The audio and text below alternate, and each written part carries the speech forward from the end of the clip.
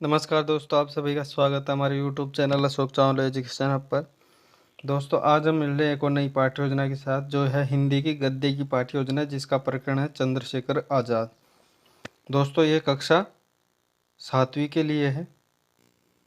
देखिए, जिसका प्रकरण है चंद्रशेखर आज़ाद और ये हिंदी गद्य की पाठ्य योजना है। चलो दोस्तों, पाठ्य योजना स्टार्ट करते हैं। पहले देखते हैं इसके कुछ सामान्य उद्देश्य हैं। जैसे कि मैं हर पाठ्य योजना में बताता हूँ, सामान्य उद्देश्य होते हैं हमारे विषय से संबंधित है। जैसे हिंदी गद्य की बात कर रहे हैं तो हिंदी गद्य से रिलेटेड जो भी उद्देश्य होंगे वो सामान्य उद्देश्य कहे जाते हैं। इसमें गद्य के प्रति रुचि उत्पन्न करना बच्चों में, और विषय वस्तु को अर्थ ग्रहण करना, और जो शुद्ध लिखकर अभिव्यक्ति की योग्यताओं का प्राप्त करना, यानी शुद्ध बोलने की अभिव्यक्ति बच्चों में लाना, कुछ सामान्य उद्देश्य हैं।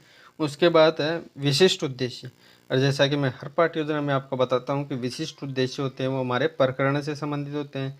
जैसा हमारा आज का प्रकरण है चंद्रशेखर आज़ाद, तो उससे रिलेटेड जो भी उद्देश्य होंगे वो हमारे विशिष्ट उद्देश्य होंगे। तो उसमें देखिए, भाषा तत्वों का ज्ञान प्रदान करना, ठीक है। जैसे इसमें आज़ादी, अपेक्षा, स्वतंत्र, संघर्ष, निरंतर, आहुति इत्यादि जो भी शब्द इसमें प्रयोग में है उनके बारे में थोड़ा विशिष्ट बच्चों में ज्ञान प्रदान करना।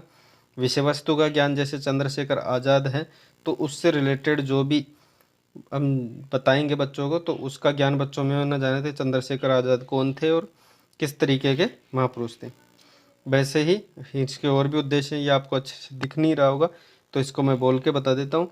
विषय में ज्ञान प्राप्त कर सकेंगे, ऐसा उद्देश्य जिसमें अवबोधात्मक, देखिए कि छात्र पाठ में आने वाले नवीन शब्दों का अवबोध कर सकेंगे, ठीक है। छात्र शीर्षक जो प्रकरण है उसमें अधिगम में क्रांति के रूप में विषय में अवबोध करेंगे, यानी अच्छी प्रकार से उसको सीखेंगे।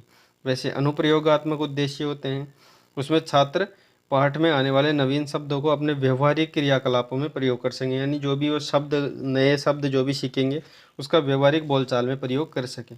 उसमें बाद देखिए सहायक सामग्री, जो अगला बिंदु है वो है सहायक सामग्री। इसमें श्यामपट्ट है, सुधाखंड है, मार्जनी है जिसे हम डस्टर भी कहते हैं, सांकेतिक जिसे इंगित डंडी भी कहते हैं, आगे है लपेट फलक। उसके बाद देखें विशिष्ट सहायक सामग्री। विशिष्ट सहायक सामग्री में देखिए कि चंद्रशेखर आज़ाद का एक आप परफॉर्मा बना के, यानी एक मॉडल पे बना सकते हो या फिर एक सामान्य चार्ट पे बना सके इसको ले जा सकते हैं। ये विशिष्ट सहायक सामग्री के रूप में बच्चों में सहायता प्रदान करेगी, क्योंकि बच्चों ने ऐसा चित्र देखा हुआ है। उसके बाद हमारा अगला बिंदु है पूर्व ज्ञान। पूर्व ज्ञान प्राय छात्र सभी चंद्रशेखर आज़ाद के विषय में कुछ सामान्य जानकारी रखते हैं, उनके चित्र के बारे में कुछ जानते हैं और उनके बारे में थोड़ा बहुत कुछ सुना हुआ है, तो वो पूर्व ज्ञान हो जाएगा। उसके बाद हमारा मुख्य बिंदु आता है प्रस्तावना, और ये पाठ्य योजना का प्रथम बिंदु माना जाता है, जिससे पाठ्य योजना हमारी स्टार्ट होती है। और इसी के माध्यम से हम, प्रस्तावना के माध्यम से हम अपना टॉपिक का निष्कासन करते हैं बच्चों के माध्यम से। तो उसमें पहला प्रश्न देखिए, हमारा देश किस सन में स्वतंत्र हुआ? तो वो 1947 में। 1947 की आज़ादी में किन किन क्रांतिकारियों ने सहयोग किया? तो भगत सिंह, चंद्रशेखर आज़ाद, राम सुखदेव और राजगुरु इत्यादि अनेक को नाम ले सकते हैं बच्चे। तो उनमें से अपना जो मुख्य बिंदु है चंद्रशेखर आज़ाद वो निकल जाने के बाद उसमें अगला प्रश्न करेंगे, इसमें से किसका कहना था कि मैं आज़ाद हूँ और आज़ाद ही रहूँगा? तो वो चंद्रशेखर आज़ाद का था। अब हम अगला प्रश्न समस्यात्मक जो पूछेंगे, चंद्रशेखर आज़ाद के विषय में आप क्या जानते हैं? तो जिज्ञासात्मक प्रश्न होगा कि बच्चे जानते भी हैं और थोड़ी बहुत जिज्ञासा भी रखते हैं कि ये कौन थे और किस प्रकार के क्रांतिकारी थे। इसलिए अगला बिंदु होगा हमारा उद्देश्य कथन, कि आज हम जो चंद्रशेखर आज़ाद विषय है उसके बारे में विशेष चर्चा करेंगे, विस्तृत चर्चा करेंगे और बच्चे उसको ध्यानपूर्वक सुनेंगे। उसके बाद अगला बिंदु होता है हमारा प्रस्तुतिकरण। प्रस्तुतिकरण में क्या है, हम पाठ का प्रस्तुत करते हैं, बच्चों के सामने उस पाठ को रखते हैं, ठीक। उसमें आदर्श वाचन के माध्यम से हम पाठ को रखते हैं। आदर्श वाचन में क्या होता है कि हम स्पष्ट और शुद्ध रूप से बच्चों के सामने पढ़ के और उस विषय वस्तु को बच्चे के सामने प्रस्तुत करते हैं। और जब प्रस्तुत हो जाता है, सारा पाठ बच्चे के सामने पढ़ देता है, उसके बाद देखिए अनुकरण वाचन। जब छात्र अध्यापक आदर्श वाचन कर देता है तो उसी विषय वस्तु को कुछ छात्रों द्वारा अनुकरण वाचन करवाया जाता है और बाकी छात्र उसको ध्यानपूर्वक सुनते हैं। और जब बच्चे अनुवाचन करेंगे, यानी जब छात्र ने आदर्श वाचन कर दिया तो उसके बाद अनुवाचन बच्चे करेंगे। कुछ बच्चों से छात्र अध्यापक करवाएगा तो कुछ अशुद्धियाँ करेगा, तो जब छात्र कुछ अशुद्धियाँ करता है तो उनको छात्र अध्यापक क्या करता है, ब्लैक बोर्ड पर लिखता रहता है, ठीक है। और उसके बाद काठिन्य निवारण, जब वो अशुद्धियाँ हुई तो उनका निवारण करने के लिए यानी उनकी शुद्धता लाने के लिए काठिन्य निवारण करता है कौन, छात्र अध्यापक। तो जैसे आज़ादी शब्द है तो आज़ादी शब्द का अर्थ पहले बताएगा कि इसमें स्वतंत्रता होती है, और उसमें शब्दकोश में विधि प्रयोग करे, जैसे पर्यायवाची शब्दों को बताया जैसे स्वतंत्रता, स्वाधीनता, मुक्ति। तो बच्चों सा जो बच्चे होते हैं उनका कॉन्सेप्ट क्लियर हो जाएगा कि हाँ इनका मतलब आज़ादी का मतलब ये है। वैसे ही स्वतंत्रता, गुलामी इत्यादि जो भी शब्द है उनको भी वो डिटेल से बच्चों के सामने रखेगा। उसके बाद बोध प्रश्न, जब पाठ पढ़ा दिया, अपना बिंदु पूरा क्लियर कर दिया छात्र अध्यापक ने, तो उसके बाद कुछ बोध प्रश्न पूछता है कि बच्चों में ज्ञान कितना हुआ। तो एक ज्ञान जानने के लिए वो बोध प्रश्न करता है, जिसमें पहला प्रश्न है, क्या रस्सी से बंधे पशु को आज़ादी पसंद होती है, ठीक है। तो जो रस्सी से बंधा हुआ पशु पशु होता है उसको आज़ादी पसंद होती है। तो बच्चे जवाब देंगे हाँ, आज़ादी सभी प्राणियों को पसंद होती है, क्योंकि ये पाठ में डिटेल्स में हमने पढ़ लिया है।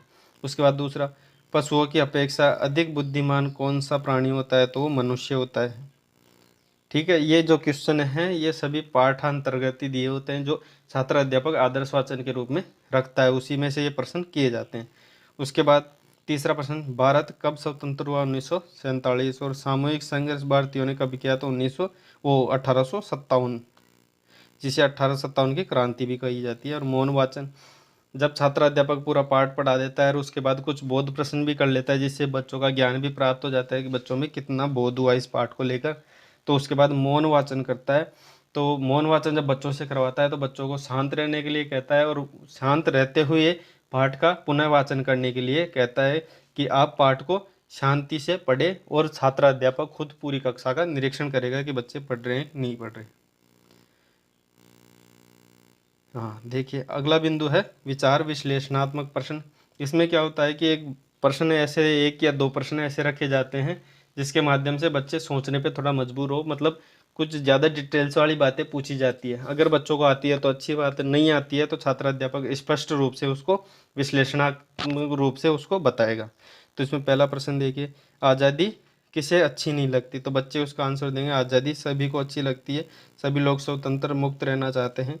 तो उसके बाद स्पष्टीकरण के रूप में छात्र अध्यापक इसको बताएगा कि आज़ादी सभी प्राणियों को अच्छी लगती है, चाहे वो पिंजरे में बंद पक्षी हो या चाहे रस्सी से बंधा हुआ कोई पशु। सभी स्वतंत्रता के बंधनों को, प्रतंत्रता के बंधनों को तोड़कर फेंकना चाहते हैं।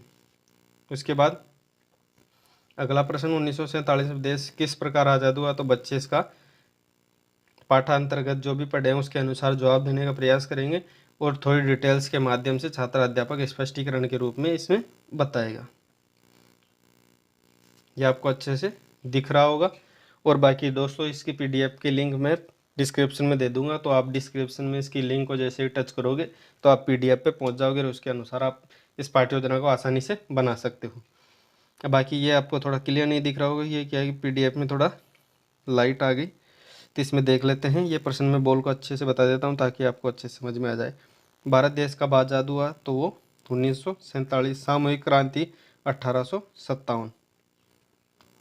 उसके बाद आज़ादी किसे पसंद नहीं होती, तो आज़ादी सभी प्राणियों को पसंद होती है, चाहे पिंजरे में बंद पक्षी ही क्यों ना हो। उसके बाद चौथा प्रश्न है, क्रांतिकारियों को अंग्रेजी सरकार क्या दंड देती थी, यानी जो अंग्रेजी सरकार थी उस समय, ठीक है, 1947 से पहले की, तब क्रांतिकारी जो क्रांति करते थे उसको क्या सज़ा देते, तो काले पानी की सज़ा उस समय ज़्यादा फेमस थी, ज़्यादा चर्चित थी, तो वो सज़ा देते थे। उसके बाद हमारा अंतिम बिंदु है वो है गृह कार्य। गृह कार्य भगत सिंह, सरदार भगत सिंह का अथवा उन अन्य क्रांतिकारियों का संक्षिप्त जीवन लिखकर लाएंगे, ऐसा हम गृह कार्य के रूप में बच्चों को कार्य देते हैं ताकि वो नेक्स्ट डे जब भी आए तब वो करके लेके आए। दोस्तों इसी के साथ हमारी पाठ्य योजना खत्म होती है, मिलते हैं फिर एक और अच्छी पाठ्य योजना में। और जैसे कि मैंने पहले भी कहा है कि इसकी लिंक मैं पीडीएफ की लिंक मैं डिस्क्रिप्शन में दे दूंगा, तो वहाँ से आप डाउनलोड करके उस लिंक को और पीडीएफ के माध्यम से उसको आसानी से बना सकते हैं। दोस्तों वीडियो अच्छा लगे तो इसको लाइक करना और कमेंट करना, अपने दोस्तों में ज़्यादा से ज़्यादा शेयर करना। बाकी वीडियो देखने के लिए आपका बहुत बहुत धन्यवाद।